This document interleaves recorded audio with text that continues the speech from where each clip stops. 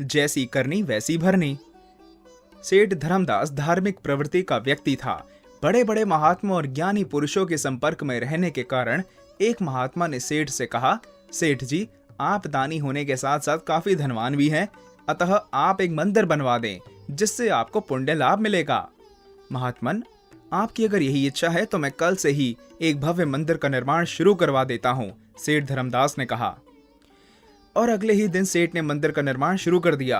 काफी राज मजदूर लगे होने की वजह से शीघ्र ही मंदिर का निर्माण कार्य लगभग पूरा हो गया था। मंदिर में लकड़ी का काम चल रहा था। बढ़ई ओर से एक बड़े से पेड़ को चीर रहे थे। धीरे धीरे शाम हो गई।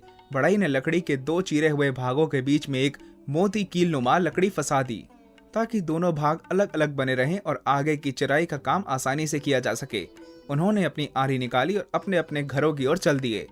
बढ़ई और दूसरे मजदूरों के चले जाने के बाद संयोगवश इधर उधर घूमता बंदरों का झुंड वहां पहुंचा। सारे बंदर उस आधे अधूरे बने मंदिर की छत, फर्श और दीवारों पर उछल कूद करने लगे। उन बंदरों में से एक नटखट बंदर उस अधचिरे पेड़ पर आकर बैठ गया और अपनी सहज चंचलतावश दो पाटों के बीच में फंसी कील नुमा लकड़ी को खींचकर बाहर निकालने का प्रयास करने लगा।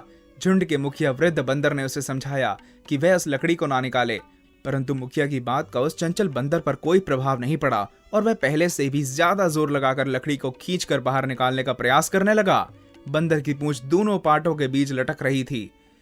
जैसे ही दोनों पाटों के बीच में से कीलनुमा लकड़ी का टुकड़ा बाहर निकला, दोनों पाट आपस में सट गए और उनके बीच में उस बंदर की पूंछ कुछ इस तरह दब गई कि उसे निकालना असंभव हो गया।